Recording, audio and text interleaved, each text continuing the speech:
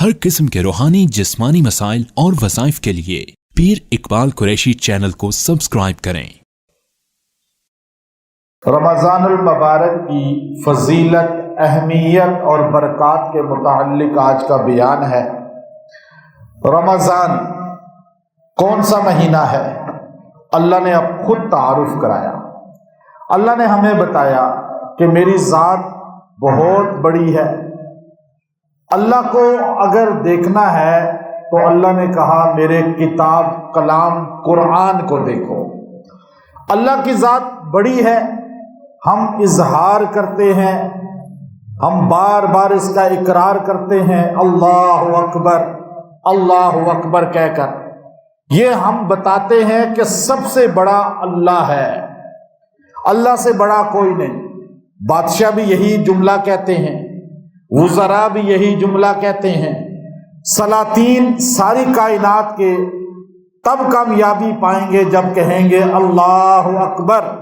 جرنیل ہیں یا پولیس کے لوگ ہیں یا عدالت کا نظام چلانے والے ہیں یا بزنس کاروبار کرنے والے ہیں، چاہے وہ غریب آدمی ریڑھی لگانے والا ہے، چاہے وہ بہت بڑا عالم شیخ الحدیث، یہاں تک کہ قطب الاقطاب ہے، یہاں تک کہ ولی وقت ہے، یہاں تک کہ غوث وقت عبد القادر جیلانی ہی کیوں نہ ہو، بلکہ صحابہ کا امام ابو بکر صدیق رضی اللہ عنہ کیوں نہ ہو، ساری کائنات کے نبیوں کے امام حضرت محمد مجتبیٰ صلی اللہ علیہ وسلم ہی کیوں نہ ہو، سب کو کہنا پڑے گا اللہ اکبر، تب ہی کامیاب ہوں گے۔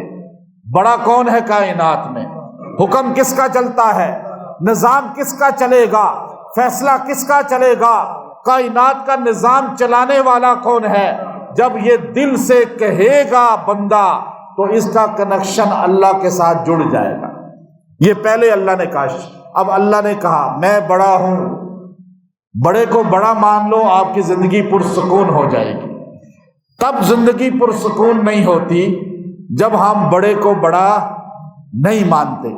آپ اپنے ملک کو دیکھ لیں، اس ملک میں نظام چلانے والے جو لوگ ہیں ان کو آپ بڑا مان لیں، آپ پرسکون زندگی گزاریں گے۔ اب جس نے بھی ان کو بڑا نہیں مانا تو وہ عقوبتوں میں پڑا نہیں پڑا، وہ پریشانیوں میں پڑا نہیں پڑا۔ اب ایک چھوٹے سے ملک میں جو نظام چلا رہے ہیں آپ ان کو بڑا مان لیں بس، اور اپنی زندگی گزاریں، اور آپ ٹکراؤ کریں گے ان کے ساتھ تو کبھی کامیاب نہیں ہوں گے۔ یہ مولانا عبید اللہ سندھی رحمۃ اللہ علیہ نے 38 سال کی جلا وطنی کاٹ کر انہوں نے یہ نصیحت آخری کی تھی اور فرمایا تھا میں نے دنیا کے سفر کیے ہیں، میں نے لینن مارکس کے بڑے انقلابات دیکھے ہیں، بڑے وثوق سے کہتا ہوں دنیا کا نظام اب سیاستدان نہیں چلائیں گے بلکہ کوئی اور چلائیں گے۔ یہ اس وقت انہوں نے کہا تھا 1958 کے اندر، بلکہ نہیں 1958 کے 38 کے اندر، 1938 کے اندر۔ تو یہ میں نے سمجھانے کے لیے جملہ بول دیا۔ اللہ بڑا ہے، اب کائنات میں آپ کے نہیں، کوئی کہے بت بڑا ہے، کوئی کہے فلاں بڑا ہے، درخت بڑا ہے، قبر بڑی ہے، فلاں بندہ بھی مشکل کشا ہے، پھر آپ خراب ہو گئے کیونکہ آپ نے اس بڑے کو نہیں مانا۔ ساری آپ کی زندگی خراب، آپ کی پورا نظام زندگی برباد، آپ کا یہ جہاں بھی برباد وہ جہاں بھی برباد۔ آپ نے اس بڑے کو نہیں مانا جو سب سے بڑا ہے۔ یہ جتنے بیٹھے ہیں کرسیوں پہ، عدالتوں میں، اقتدار پر، ان ساروں کا بڑا وہ ہے، ایک بڑا۔ اب اللہ بڑا ہے، یا اللہ تو بڑا ہے، ہمیں کیسے پتا چلے؟ کہ میرا قرآن پڑھو، میری کتاب پڑھو، تمہیں پتا چلے گا۔ قرآن پاک کا الف لام میم سے لے کر والناس تک ایک حرف تم غلط ثابت نہیں کر سکتے، ایک حرف میں تم شک نہیں کر سکتے، ایک حرف میں تم عیب نہیں نکال سکتے۔ یہ قرآن اتنی بڑی کتاب ہے، یہ کتاب خالی نہیں ہے بلکہ یہ کلام ہے۔ کس کا کلام ہے؟ کہ بڑے کا کلام ہے۔ اگر اس سے کوئی بڑا ہے تو اس کا کلام لا کے دکھاؤ، اگر اس سے بڑا کوئی ہے تو اس جیسا ایک قرآن لا کے دکھاؤ۔ چیلنج کیا اللہ نے 1446 سال پہلے، 1460 سال پہلے یہ چیلنج ہوا، لیکن چیلنج تو پرانا ہے، لیکن اللہ نے نازل کر کے کہا کہ اے مکہ کے مشرکو، اے مدینہ کے یہودیوں، اے محمد عربی کا انکار کرنے والوں، اے اسلام پہ تنقید کرنے والوں، صحابہ کی جماعت پہ تنقید کرنے والوں، تم ایک قرآن جیسا قرآن لا کے دکھاؤ، تم قرآن جیسی کتاب لا کے دکھاؤ۔ تم بھی اہل زبان ہو، تم بھی عربی جانتے ہو، تمہاری مادری زبان ہے، تمہاری مائیں، تمہاری دادیاں، تمہارے خاندان، نسلیں عربی جانتے ہیں، گرامر کی جتنی تمہیں سمجھ ہے ایسی بعد والوں کو بھی نہیں ہوگی۔ تمہارے اندر زہیر ابن قیس جیسے شاعر ہیں، تمہارے اندر امراء القیس جیسے شاعر ہیں۔ اے مشرکین مکہ، تم اتنے بڑے بڑے قصائد لکھتے ہو کہ تمہارا سبع معلقہ جو قصیدہ ہے کعبے کے دروازے پہ تم نے لٹکایا ہے، عرب کی دھرتی میں ایک شاعر ایسا نہیں جو اس کے مقابلے کا لکھ سکے۔ امراء القیس جیسا بڑا شاعر جو عربوں کا سب سے بڑا قومی شاعر کہلاتا تھا۔ فرمایا اللہ نے، تم کہتے ہو اللہ سے کوئی بڑا ہے، تم کہتے ہو اللہ سے بھی کوئی بڑا مشکل کشا ہے، حاجت روا ہے، اللہ کے ساتھ کوئی برابر ہے، اللہ کے ساتھ کوئی معین ہے، کوئی مددگار ہے، تو لاؤ اس قرآن جیسا قرآن بنا کے دکھاؤ۔ مکہ کے مشرکوں کے باپ بھی پیدا ہو جائیں، بنا نہیں سکتے۔ اللہ نے کہا نہیں، تمہارے باپ دادا کو چھوڑو، تمہیں اور تمہاری نسلوں کو چیلنج ہے۔ جو قرآن پاک پہ تنقید کرے گا، جو اللہ اور رسول اور صحابہ پہ تنقید کرے گا، وہ ایک قرآن قیامت کی صبح تک بنا کے دکھائیں۔ اللہ نے کہا تم تو کر نہیں سکتے، قرآن تو بہت بڑی کتاب ہے۔ فَأْتُوا بِعَشْرِ سُوَرٍ مِثْلِي، تم 10واں حصہ ہی، 10 قرآن پاک کے 10 پارے ہی بنا کے دکھا دو، 10 پاروں جیسی کتاب لے آؤ، 10 پاروں جیسی کوئی آیات لے آؤ۔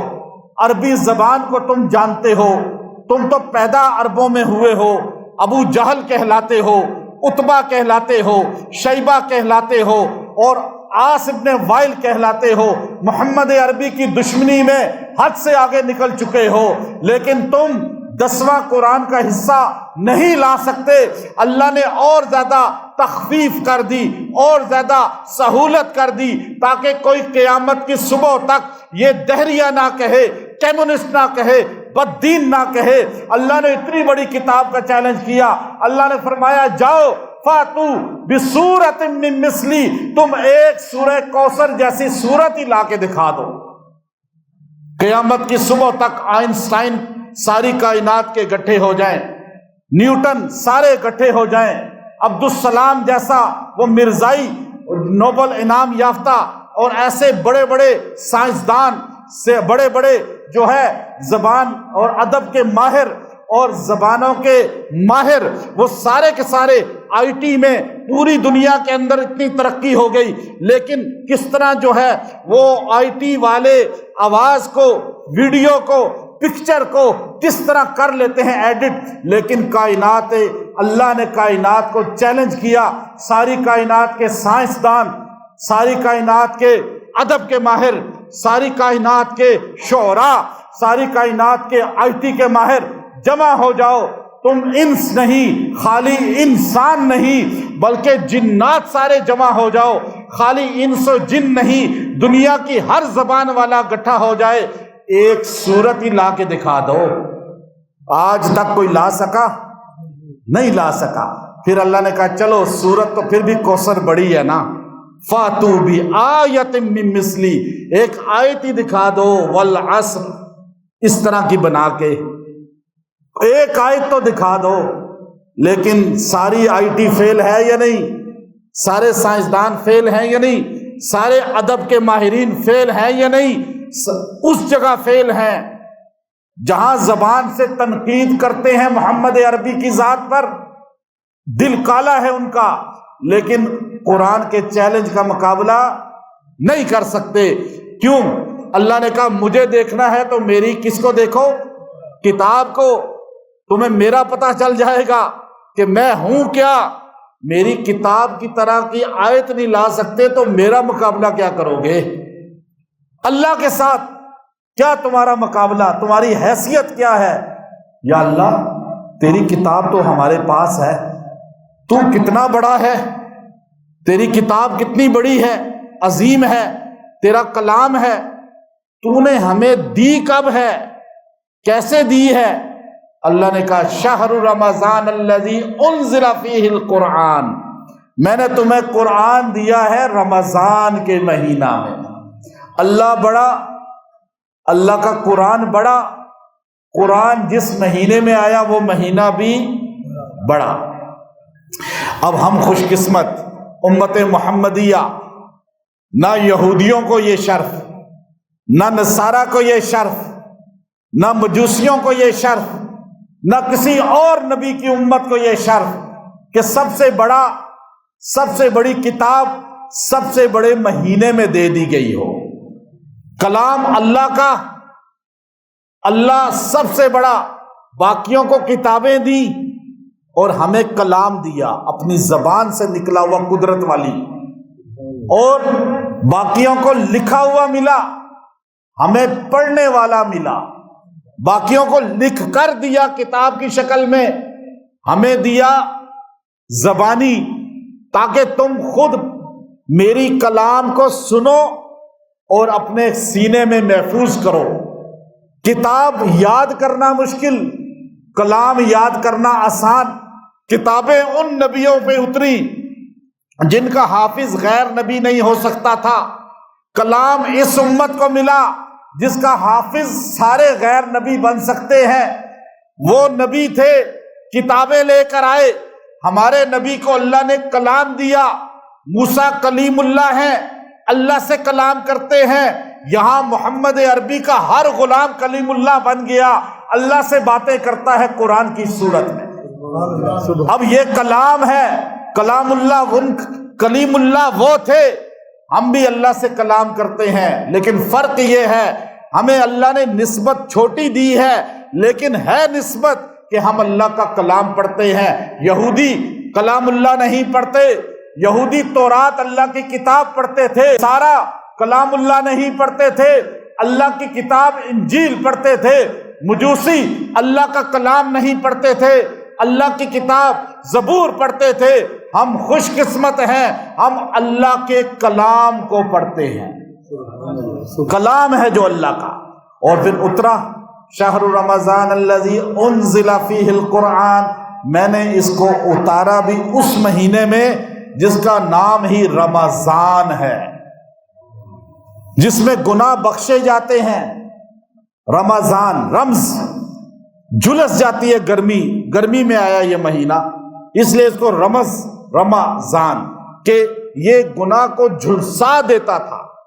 ایسا مہینہ ہے جو کپڑوں پہ جتنا بھی آپ سونے پہ جو گند ہوتا ہے اس کے اندر، وہ بھٹی پہ رکھ کے تپایا جاتا ہے، اور سونا الگ ہو جاتا ہے، کھوٹ الگ ہو جاتی ہے، اسے رمضان کہتے ہیں، رمز کہتے ہیں۔ اور بندہ گناہ پورے سال کرتا ہے، اللہ نے ہمیں ایک مہینہ دے دیا کہ تم بھٹی رمضان کی میں آ جاؤ، تم سے کھوٹ الگ ہو جائے گی اور ایمان الگ ہو جائے گا، اب مومن پکا بن جائے گا۔ رمضان صحیح گزار دیا، اس لیے ہمارے نبی نے، حدیث پاک ہے، صحیح حدیث ہے، مولانا زکریا نور اللہ مرقدہ اپنی فضائل اعمال کے اندر بھی وہ حدیث جامع لائے ہیں، اور آپ نے وہ حدیث نقل فرمائی اور ارشاد فرمایا۔ سرکار دو عالم نے صحابہ کو جمع کیا، فرمایا صحابہ میں تمہارے سامنے اس لیے بیٹھا ہوں، تمہیں ایک مہینے کا بتانا ہے، تم پر بہت برکت والا، عظمت والا مہینہ آ رہا ہے۔ اب برکت والا کہا، عظمت والا کہا، شان والا کہا، رتبے والا کہا، جس مہینے کے بارے میں دو جہاں کے سردار یہ جملہ بول رہے ہوں وہ کتنی برکت والا ہوگا۔ فرمایا وہ مہینہ ابھی تو آیا ہی نہیں، کسی مہینے کے متعلق سرکار دو عالم نے اس طرح طریقہ اختیار نہیں کیا کہ پہلے سے پروٹوکول کے لیے بٹھا لیا ہو، آؤ انتظامات کرتے ہیں، ڈی سی صاحب آنا ہے وزٹ کرنے، پہلے سے چیکنگ سارے جو ہے نا انتظامات دیکھے جاتے ہیں۔ اگر وزیر اعلیٰ صاحب نے ہاسپٹل کا راؤنڈ کرنا ہو، تھانے کا راؤنڈ کرنا ہو، عدالت کا راؤنڈ کرنا ہو تو پہلے سے کیا حال ہوتا ہے پروٹوکول کے لیے، اور جس صفائیاں کرنی ہیں اس کے لیے تیاریاں کرنی ہیں، میٹنگ بیٹھتی ہے، کمیٹی بن جاتی ہے، ہوتا ہے نہیں ہوتا؟ بڑے کا استقبال کرنے کا انداز ہے یہ، اور ہمارے آقا نے ہمیں اس مہینے کا استقبال کا طریقہ بتایا، لیکن مسلمان 99% اس سے محروم ہے، توجہ نہیں ہے۔ ہمارے آقا پہلی مرتبہ کسی مہینے کے لیے صحابہ کو بٹھا لیا، کہا بیٹھو صحابہ آ جاؤ، اور کسی مہینے کے متعلق یوں الفاظ کہ شہر ایسا مہینہ تم پر آ رہا ہے جو بڑا ہے، عظمت والا ہے، شان والا ہے، اور اس کی پوری افادیت لمبی حدیث ہے فضائل اعمال میں، کبھی پڑھ لیا کریں۔ آج تو فتنہ ہے یوٹیوب کا، چھوٹے چھوٹے بچے جن کو سورہ فاتحہ بھی صحیح پڑھنی نہیں آتی، بچے مراد 30 سال کا بھی ہو سکتا ہے، ماں کا تو بچہ ہی ہوگا نا، باپ کا 40 سال کا بھی، تو وہ میڈیا پہ بیٹھ کے فضائل اعمال پہ تنقید کرتا ہے تبلیغی جماعت پر۔ یہ اصل میں اجہل ہیں، اجہل۔ برِ صغیر میں، پورے برِ صغیر میں اردو جو بولتا ہے نا، اردو، چاہے وہ نیپال ہے، سری لنکا ہے، چاہے وہ انڈیا، پاکستان، بنگلہ دیش، افغانستان، اور یہاں کا کوئی بندہ بھی دنیا کے کسی ملک میں رہتا ہے، اہل علم ہے، اسے قرآن حدیث تھوڑا بھی آتا ہے، تو جب آپ کہیں گے ان ساروں کے سامنے شیخ الحدیث، تو ان کا ذہن، ساری دنیا کے علماء کا ذہن صرف جائے گا مولانا زکریا رحمت اللہ علیہ کی طرف۔ ایشیا کا سب سے بڑا شیخ الحدیث ان 200 سالوں میں اگر کوئی ہے تو وہ مولانا زکریا رحمت اللہ علیہ ہے۔ تو ان کی کتاب کوئی چھوٹی کتاب ہوگی؟ یہ تو عربی کی کتابیں آپ نے ان کی نہیں دیکھی جو عرب پڑھتے ہیں، یہ تو آپ ایک چھوٹی سی اردو کتاب دیکھ رہے ہیں جو انہوں نے عوام کے لیے لکھی ہے، عوام کے لیے، علماء کے لیے نہیں لکھی، لیکن عوام کے لیے ہے۔ علماء کے لیے ان کی کتابیں الگ ہیں، عربیوں کے لیے کتابیں ان کی عربی میں الگ ہیں جو عرب پڑھتے ہیں باقاعدہ، اور وہ ان کو بڑا مانتے ہیں، اس لیے مدینہ منورہ کے قبرستان میں انہیں قبر بنوائی، بقی میں دفن ہے وہ۔ خیر وہ الگ بات۔ تو فرمایا ایک بڑا مہینہ آ رہا ہے، آؤ اس کی قدر کرو صحابہ، اس کی ایک نیکی 70 گنا بڑھا دی جاتی ہے۔ سیزن ہے نیکیوں کا، وہاں قیامت کے دن ہوگا۔ فَأَمَّا مَنْ أُوتِيَ كِتَابَهُ بِيَمِينِهِ، بیمینی یہ ہے، لیکن اس کے پہلے کیا ہوگا؟ فَمَنْ ثَقُلَتْ مَوَازِينُهُ، فَمَنْ ثَقُلَتْ مَوَازِينُهُ، جس کے نامہ اعمال میں وزن ہو گیا زیادہ نیکیوں کا، وہ تو ہو گیا جنت میں۔ فَأُولَئِكَ هُمُ الْمُفْلِحُونَ وَمَنْ خَفَّتْ مَوَازِينُهُ، اور جس کا نامہ اعمال میں نیکیوں کی جگہ گناہوں کا پلڑا وزنی ہو گیا، اور وہ کہاں ہوگا؟ فرمایا نیکیوں والے کو اس کے دائیں ہاتھ میں اس طرح نامہ اعمال دیا جائے گا پروٹوکول کے ساتھ۔ فَأَمَّا مَنْ أُوتِيَ كِتَابَهُ بِيَمِينِهِ، اور اس کے یمین میں، دائیں ہاتھ میں، فَسَوْفَ يُحَاسَبُ حِسَابًا يَسِيرًا، اس کے ساتھ حساب نرمی سے ہوگا۔ اور وَأَمَّا مَنْ أُوتِيَ كِتَابَهُ وَرَاءَ ظَهْرِهِ، جس کے نامہ اعمال میں گناہ زیادہ ہو گئے، اسے ہاتھ کے پیچھے سے اس طرح کمر کی طرف سے نامہ اعمال پکڑایا جائے گا، اور یدعو ثبورا، وہ موت کو پکارے گا، وہ بین کرے گا، دوزخی بین کریں گے ہمیشہ۔ یہ چلا چلا کے رونا انداز ہے دوزخیوں کا، یہ قرآن نے بیان کیا ہے۔ اور پھر ایک نیکی کی وجہ سے بھی یوم یفر المرء من اخیہ وامہ وابیہ وصاحبتہ وبنیہ، ایک نیکی کے لیے وہ مارا مارا پھرے گا۔ ماں ایک نیکی اپنی دینے کو تیار نہیں، باپ ایک نیکی دینے کو تیار نہیں۔ قرآن ہر جگہ نقشہ کھینچتا ہے، لیکن یہاں سیزن لگا دیا۔ ہمارے نبی فرما رہے ہیں مہینہ ایسا آیا ہے میرے صحابہ کہ تم ایک نیکی کرو گے 70 گنا بڑھا دی جائے گی۔ تم کہو گے سبحان اللہ، 70 ثواب، سبحان اللہ کا ثواب۔ تم ایک بار درود شریف پڑھو گے 70 درود شریف کا ثواب ملے گا۔ ایک بار سورہ یاسین پڑھو گے 70 سورہ یاسینوں کا ثواب ملے گا۔ ایک بار قل ہو اللہ احد پڑھو گے 70 قل ہو اللہ احد کا ثواب ملے گا۔ ایک نیکی 70 گنا بڑھا دی جائے گی۔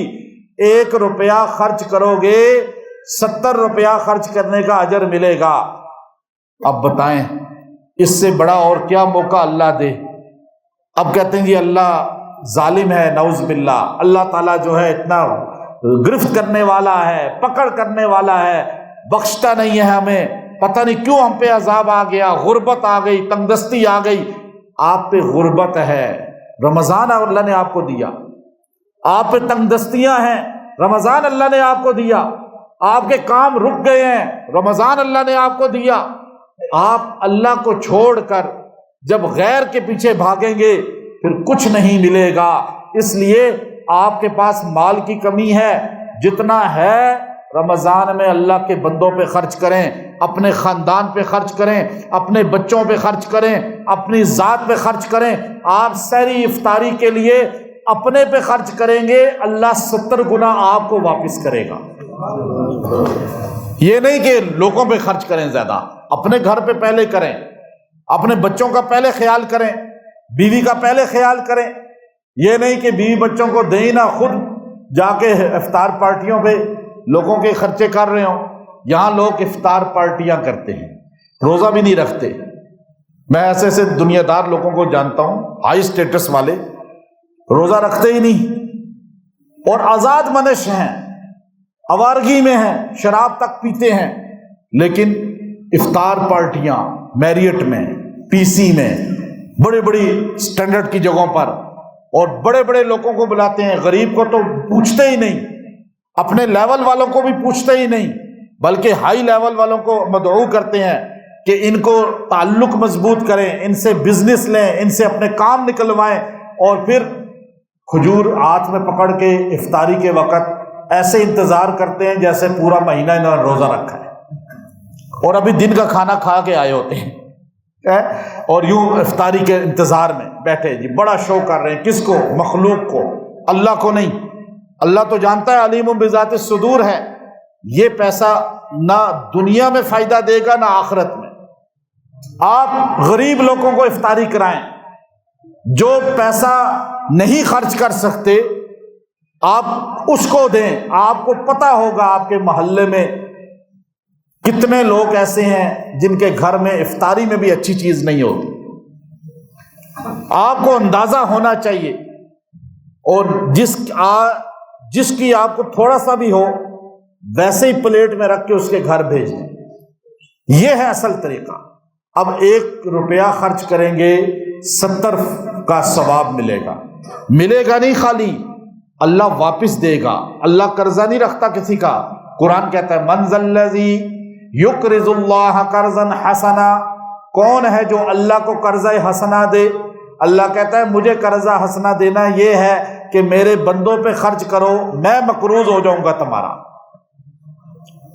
تم میرے بندوں پہ لگاؤ۔ اللہ کو تم نے مقروض کر لیا، اللہ اپنا قرض اتارے گا، تمہیں اس سے بہتر واپس کرے گا۔ یہ نظام ہے اللہ کا۔ اور پھر 2 رکعت آپ پڑھتے ہیں نفل، اللہ اس کو فرض کے برابر اجر کر دیتے ہیں۔ قیامت کے دن آپ کے فرض میں اگر کمی ہے، اللہ نے فرض اٹھایا اور آپ نے 2 فجر کے فرض جو ہے وہ قبول نہیں ہوئے، اللہ نے کہا نہیں یہ ناقص ہے۔ جیسے سیب آپ چیک کرتے ہیں نا، آپ کہتے ہیں یہ سیب ٹھیک نہیں، سے رکھو پھینکو، مجھے صحیح والا سیب دو۔ اللہ بھی نمازیں چیک کرے گا نا روز محشر، یہ فجر اٹھی نہیں، یہ صحیح نہیں ہے، یہ پھینک دی 2 رکعت۔ اب اس کو فجر کی جگہ کون سی نماز رکھیں؟ آپ کے 2 نفل جو آپ نے رمضان میں پڑھے ظہر کے 2 سنت بعد والے، وہ اٹھا کے فجر کی جگہ پہ رکھ دی جائے گی۔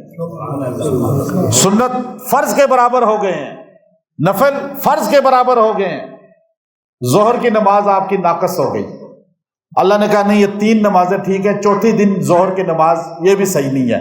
اس کا ذہن دکانوں میں پھرتا رہا، مارکیٹوں میں پھرتا رہا، ادھر ادھر چلتا رہا، اس نے توجہ سے نہیں پڑھی، اس کو فیل کر دو۔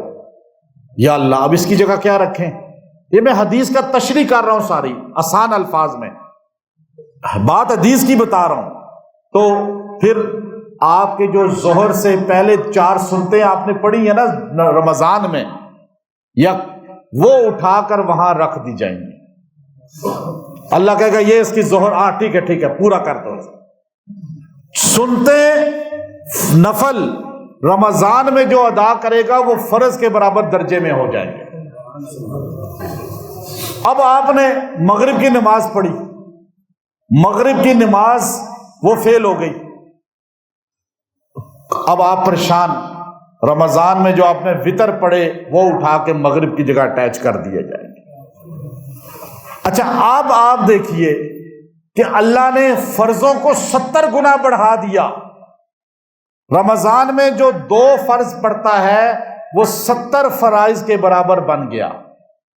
جس نے 4 فرض پڑھے ظہر کی 70 نمازوں کے برابر اجر ہو گیا۔ اللہ کے نبی کا فرمان ہے، کسی عام آدمی کا نہیں۔ اور یا اللہ تو اتنا دیتا ہے، کہا ابھی تمہیں کیا پتا میں تم سے کتنا پیار کرتا ہوں۔ اللہ کہہ رہا ہے کہ میرے آقا کی زبان سے سنو، میرے محبوب کی زبان سے سنو، من صام رمضان ایمانا و احتسابا، جو بندہ رمضان میں روزہ رکھے گا ایمان کے ساتھ اور احتساب کرتے ہوئے، روزے کا خیال رکھے گا کہ جھوٹ نہ بولے، فراڈ نہ کرے، غلط چیزیں نہ دیکھے اور ادھر ادھر اپنے ذہن کو لے کے نہ جائے، احتساب کرتے ہوئے جو رمضان کا روزہ رکھے گا، میں اللہ اپنے نبی کی زبان سے اعلان کروا رہا ہوں، غفر لہ ما تقدم من ذنبی، میں نبی کی امت کے پچھلے سارے گناہ معاف کر دوں گا۔ اللہ خود کہہ سکتا تھا نا، اللہ نے خود نہیں کہا، کس سے کہلوایا؟ اپنے پیارے نبی سے، کہ مسلمانوں تم نبی سے پیار کرتے ہو، نبی کی زبان سے خوشخبری سنو، اگر تم نے رمضان اس طرح گزار لیا میں پچھلے سارے گناہ معاف کر دوں گا۔ اصل یہ رمضان ہے جس کا استقبال ہمارے نبی کروا رہے ہیں، اور جس کو ہم بھولے ہوئے ہیں، ہمیں اس کی فکر ہی نہیں ہے۔ کون سا مہینہ آ رہا ہے، کون سا مہینہ ہے رمضان، کیا اس کی برکات ہیں کہ پہلے سے تیاری کریں، ہر کام میں اپنے پہلے سے نمٹا لیں۔ بیٹی کی شادی کا تاریخ آپ کی طے ہوتی ہے، بیٹے کی شادی کی تاریخ طے ہوتی ہے، حج پہ جانے کی تاریخ طے ہوتی ہے، یا اور کوئی فنکشن کی تاریخ طے ہوتی ہے، آپ پہلے سے اپنے کام نمٹانا شروع کر دیتے ہیں۔ ان دنوں میں بزی ہو جاؤں گا، پھر میں یہ کام نہیں کر سکوں گا، آفس نہیں جا سکوں گا، مارکیٹ نہیں جا سکوں گا۔ تو رمضان کی اسی طرح تیاری کریں، رمضان سے پہلے اپنے امور نمٹانا شروع کر دیں۔ رمضان میں زیادہ سے زیادہ اللہ کی عبادت کروں گا، یہ سوچ کر کے۔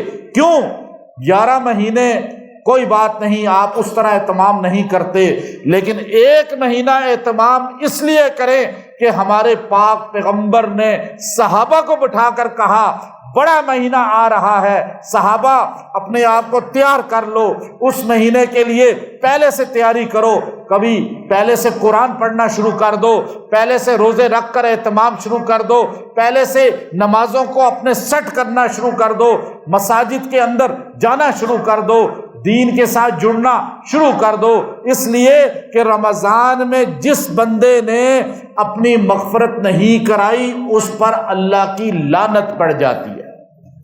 حضور نے بددعا دی ہے، جبرائیل امین نے بددعا دی کہ جو رمضان کا مہینہ پا کر بھی، یہ حدیث سنی ہے نا، 3 بددعائیں، فرمایا یا رسول اللہ آپ کے امتی پر رمضان آ گیا اور پورا مہینہ گزار لیا، لیکن پھر بھی اللہ کو راضی نہیں کیا. عید کا دن آیا، اللہ راضی نہیں ہوا، اس بندے سے ناراض ہی ہے، یہ بندہ تباہ ہو جائے، برباد ہو جائے. ہمارے آقا نے فرمایا آمین. بددعا دینے والا فرشتوں کا سردار، آمین کہنے والا سید الاولین والآخرین، بتائیں وہ بندہ برباد ہوگا یا نہیں ہوگا؟ میرا تعویذ اسے ٹھیک کر سکتا ہے؟ اسے کعبے کے طواف ٹھیک کر سکتے ہیں؟ اسے حج عمرے ٹھیک کر سکتے ہیں؟ ساری کائنات مل جائے وہ بندہ برباد ہی رہے گا جو رمضان میں رب کو راضی نہیں کر سکا. اس لیے رمضان کیا ہے؟ من صام رمضان ایمانا و احتسابا غفر لہ ما تقدم من ذنبی. اللہ نے اعلان کر دیا تم رمضان ایک مہینہ صحیح طرح روزہ رکھ لو، میں اللہ اعلان کرتا ہوں کہ میں تمہیں بخش دوں گا. تم مر گئے عید کے بعد رمضان کے مہینے میں، یا تو اللہ تمہیں سیدھا جنت میں بھیجے گا کہ پچھلے گناہ ختم. اگلی بات کی، دن کا بتا دیا. روزہ کیا ہے؟ دن کی چیز ہے. دن اور رات، اللیل والنہار، رات اور دن کا اللہ ذکر کر رہا ہے. ہمیں رات کو آزاد نہیں چھوڑا کہ دن میں نمازیں پڑھیں، رات کو آوارگیاں کریں، شراب کی محفلیں کریں. یہ نہیں ہے زندگی. اللہ نے رات کو بھی، پوری زندگی کی رات ہمیں دی ہے. تہجد پڑھو، رات کو میرے قریب آ جاؤ. لیکن رمضان میں تو ہمیں رات کو بھی بزی کر دیا.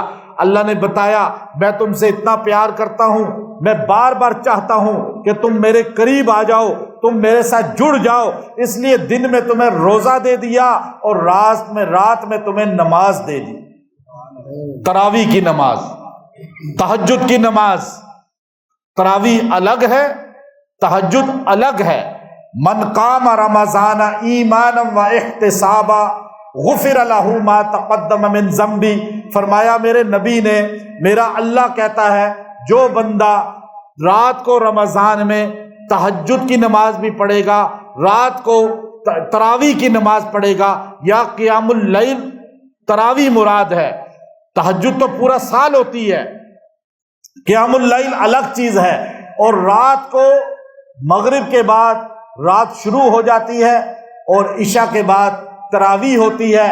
جو بندہ تراویح ادا کرے گا پورا رمضان، اللہ فرماتے ہیں میں اس کو بخش دوں گا، اس کے گناہ معاف ہو جائیں گے.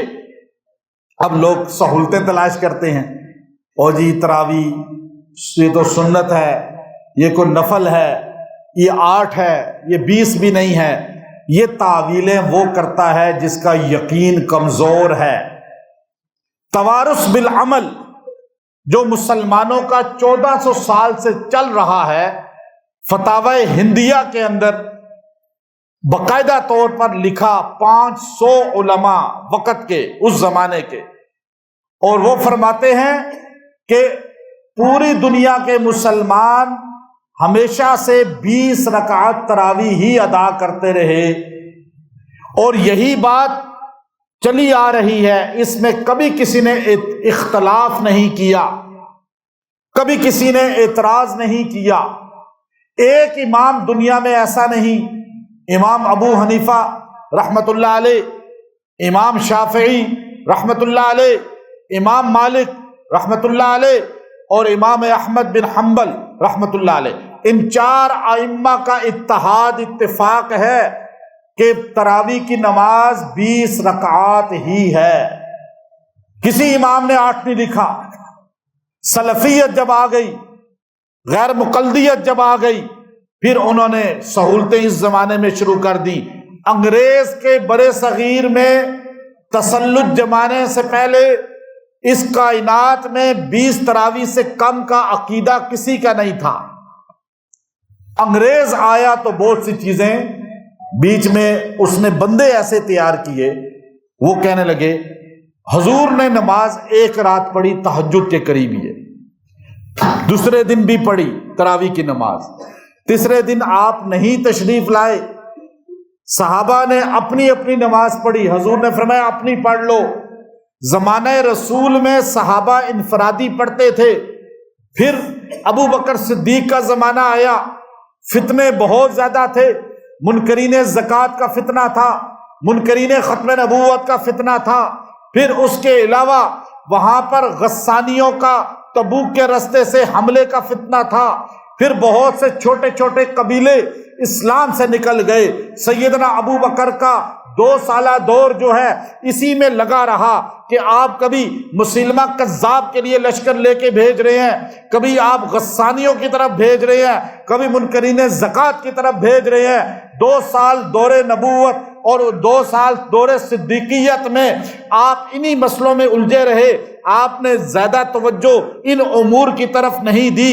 لیکن جب حضرت عمر بن خطاب رضی اللہ تعالی عنہ کا زمانہ آیا، عمر رضی اللہ تعالی عنہ نے مسجد نبوی میں آپ جب داخل ہوئے، آپ نے دیکھا شام کا وقت ہے، عشاء کے بعد کا وقت ہے اور رمضان کا مہینہ ہے، صحابہ ٹکڑوں میں کھڑے ہوئے ہیں اور ایک اس طرف ایک اس طرف، ایک پیچھے، ایک اس طرف، مختلف جگہوں پہ تراویح کی نماز انفرادی اجتماعی تھوڑے زیادہ پڑھ رہے ہیں۔ آپ نے سینٹر میں کھڑے ہو کر یہ نعرہ لگایا، بیہقی، امام بیہقی اپنی کتاب کے اندر پوری حدیث لائے ہیں، آپ نے کھڑے ہو کر فرمایا، لوگو میں تمہیں دیکھ رہا ہوں کہ تم ٹکڑوں میں بٹ چکے ہو، تم تو صحابہ رسول ہو، تم نے رسول اللہ کو دیکھا ہے، آج اگر تم اسی طرح منتشر تراویح پڑھتے رہے، بعد والے زیادہ منتشر ہو جائیں گے، میں چاہتا یہ ہوں تمہیں جمع کر دوں، جب تم جمع ہوگے امت قیامت تک جمع ہو جائے گی۔ امام بیہقی کی کتاب اٹھا کر دیکھیں، حدیث پاک کی مستند کتاب ہے، وقت کا امام ہے، وہ یہ کتاب میں حدیث لایا۔ اب وہاں پر آپ نے فرمایا، ابو ابی ابن کعب تم نے رسول اللہ کو قرآن سنایا ہے، تمہارا قرآن رسول اللہ سنا کرتے تھے، حضور فرمایا کرتے تھے، ابی اپنی زبان سے مجھے قرآن سنا، اس لیے قیامت کا دن ہوگا میری امت کے قاریوں کا امام تو ہوگا۔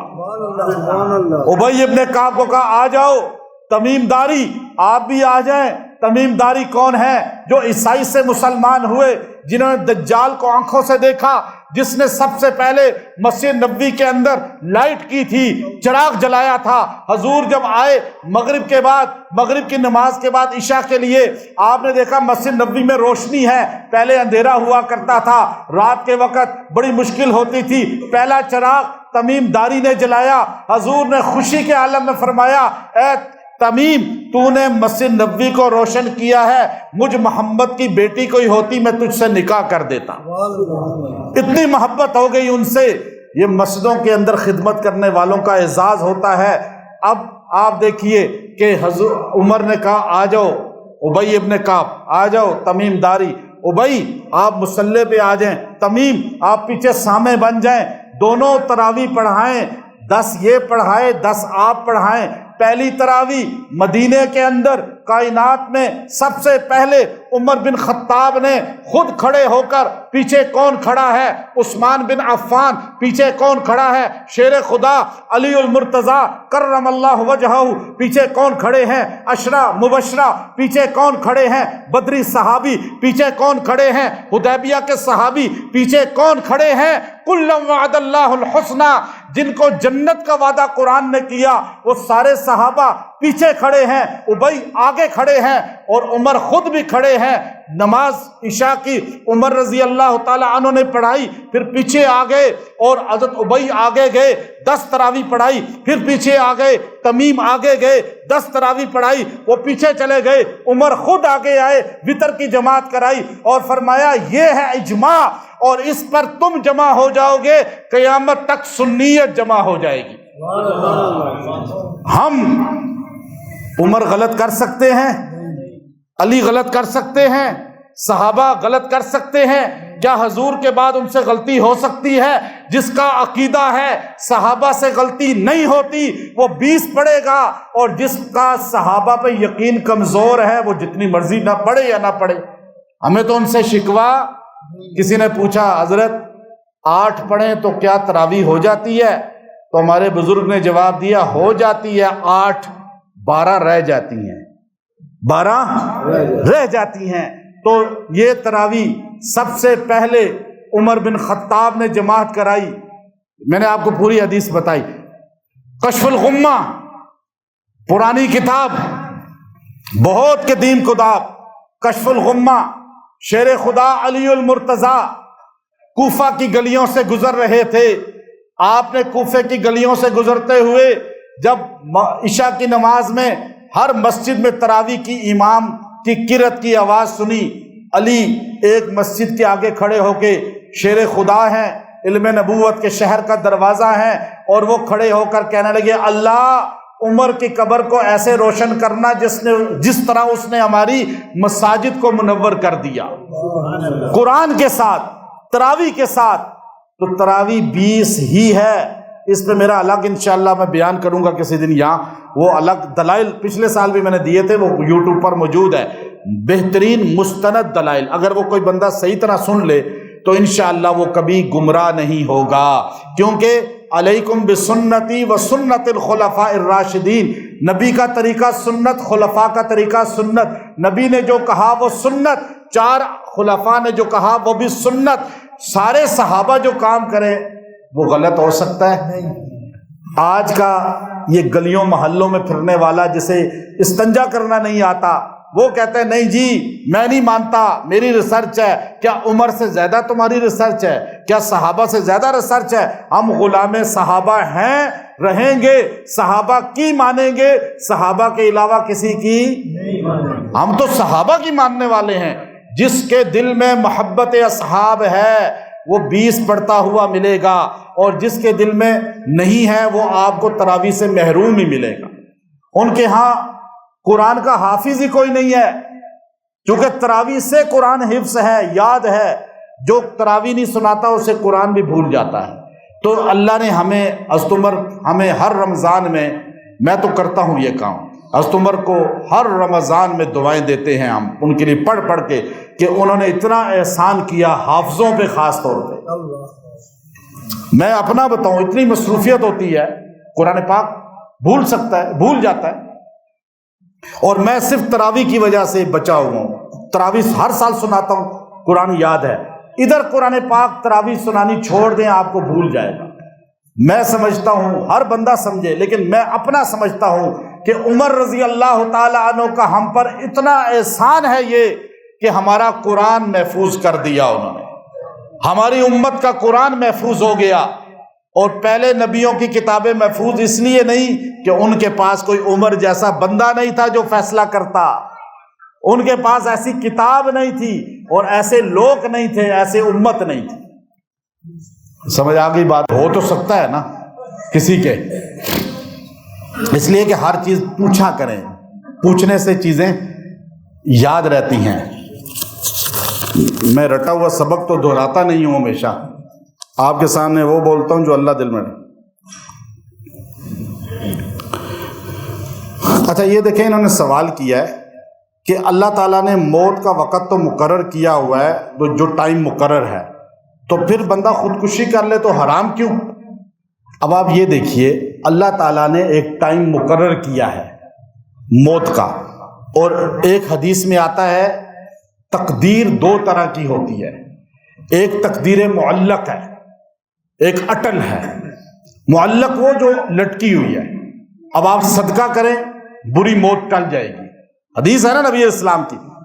اب آپ کو حادثہ لکھا ہوا ہے، آپ نے ایکسیڈنٹ ہونا ہے، آپ کا لکھا ہوا ہے کہ آپ کے گھر میں آگ لگنی ہے، لکھا ہوا ہے کہ آپ نے جو ہے نا جہاز کریش ہونا ہے، لیکن آپ نے کسی کو غریب کو صدقہ کر دیا، خیرات کر دی، تو آپ سے بری موت بھی ٹل جائے گی. دعا آپ بہت کرتے ہیں تو وہ بھی بری موت ٹال دیتی ہے. اب تقدیر جو اٹل ہوتی ہے، اٹل تقدیر جو ہے وہ بھی اللہ تعالیٰ بعض اوقات جو ہے صدقہ اور خیرات سے اور دعا کی کثرت سے اس میں کمی بیشی کر دیتے ہیں. اور یہ نہیں ہوتا کہ آپ کا لکھا گیا ہے جی آپ نے خودکشی کرنا ہے. اللہ تعالیٰ ایسی نیگیٹو چیز نہیں بندے کے لیے طے کرتے. بندہ جلد بازی میں خود اپنے لیے وہ سلیکٹ کرتا ہے. اب ایک بندے کا لکھا ہے کہ اس نے فوت ہونا ہے، موت اس کی لکھی ہوئی ہے، لیکن اب موت میں بعض چیزیں ایسے غلط عمل ہوتے ہیں، بہت سی کوتاہیاں گناہ ایسے ہو جاتے ہیں جس کی وجہ سے اچھا آپ نے موت ہونی ہوتی ہے لیکن آپ کی غلط ہو جاتی ہے، جیسے خودکشی ہے. اب آپ سے کوئی ایسی انسان سے غلطی، جیسے صدقے سے بری چیز ٹل جاتی ہے، ایسے غلط کچھ کام ایسے ہوتے ہیں، کسی کی بد دعا، کسی کی آ لگ جاتی ہے کہ بندے کے ساتھ اچھی موت ہونی ہوتی ہے لیکن بری ہو جاتی ہے۔ اب ضروری نہیں کہ حادثہ ہو جائے، جہاز کریش ہو جائے یا آگ لگ جائے ایسے گھر میں تو وہ بری موت ہے، وہ بھی بعض کا گناہوں کا کفارہ ہوتا ہے، لیکن اپنے ہاتھ سے اپنے آپ کو مارنا، ہمارے نبی نے فرمایا کہ موت کی تمنا نہ کرو، موت کی مرنے کی دعا نہ کرو، بلکہ جب مرنے والے کے پاس بھی جاؤ، اب پتہ ہے اس نے مر جانا ہے اور وینٹیلیٹر پر ہے، پھر بھی اس کے پاس بیٹھ کر کہو اللہ تمہیں زندگی دے گا، صحت دے گا، لمبی عمر دے گا، خوشیاں دکھائے گا، تم اسے امید دلواؤ، اور وہ بندہ بھی موت کی تمنا نہ کرے تنگ آ کر، بلکہ اللہ سے عافیت مانگے، اللہ سے سہولت مانگے۔ اب جو بندہ خود موت مانگتا ہے اللہ کو سب سے برا لگتا ہے، اس لیے اللہ نے قانوناً کہہ دیا کہ جو خود اپنے آپ کو مارتا ہے یہ اللہ کو پسند نہیں ہے۔ اپنے آپ کو مارنا، آج بہت سے لوگ اپنے آپ کو مارتے ہیں، آپ کو کچھ مہینوں میں نظر آتے ہیں، یہ اللہ کو پسند مارنا ہے ہی نہیں اپنے آپ کو، چاہے وہ عارضی دنیا میں ماریں ٹیمپریری، وہ بھی اللہ کو پسند نہیں۔ اللہ کے رسول نے یہاں تک کہہ دیا لیس منا من ضرب الخدود وشق الجیوب ودعا بدعوی الجاہلیہ، جو یوں ہاتھ مارے سینے پہ، جو رخسار پیٹے، میری امت میں سے ہی نہیں، میرے ساتھ اس کا تعلق ہی نہیں، خالی اتنا ماتم کرنے والے کا تعلق نہیں ہے، اور جو اپنے آپ کو قتل کر دے، جو پسٹل سے وار کر دے، جو خودکشی کر لے، اس کے لیے قانون بنا دیا کہ جس نے ایسا کیا اگر وہ مریض ہے، مرض کی وجہ سے ڈپریشن یا کچھ اور مرض ہے، اس کو اسے پتہ ہی نہیں چلتا اور اس سے یہ ہو گیا یا غلطی کے ساتھ ہو گیا، وہ تو اللہ معاف کر دے گا، لیکن جو جان بوجھ کے چھلانگ مار دے دریا میں، سمندر میں، یا پسٹل سے صحیح سمجھتے ہوئے فائر کر کے اپنے آپ کو مار دے، یا زہر پی لے، اس طرح کوئی کام کر لے، اس کی بخشش نہیں ہوگی، اس کا جنازہ بھی نہیں پڑھنا، تاکہ اوروں کو عبرت ملے۔ اللہ کا کوئی قانون ہے، اللہ چاہتا ہے کہ لوگ ایسے نہ کریں، اس لیے اللہ نے قانون سخت بنایا۔ شرک والے کے لیے اللہ کا قانون ہے نہیں بخشوں گا، تم مر گئے شرک میں، کبھی نہیں بخشوں گا، تمہارے پیچھے کوئی 100 کروڑ بار بھی قل اللہ پڑھ دے نہیں بخشوں گا۔ اسی طرح قانون کچھ اللہ کے ہیں، اللہ نے کہا چور کا ہاتھ کاٹو، کیونکہ اور چور جو ہے نا ڈر جائیں گے، خودکشی کرنے والے کو چھوڑ دو، اس کا جنازہ نہ پڑھو، نہیں اس کو بخشوں گا میں۔ اب اس پر اور لوگ اپنے آپ کو نہ ماریں تاکہ خودکشی نہ کریں، یہ اللہ کا قانون ہے جو معاشرے کے لیے ہے، یہ اللہ کا قانون جو ہے نا معاشرت ہے، یہ عوام کے لیے ہے، اس لیے عوام کو میسج دینا تھا اللہ نے کہ تم نے اپنے آپ کو خود نہیں مارنا، اللہ جب چاہے تم مرو گے، بس۔ وآخر دعوانا الحمدللہ رب العالمین۔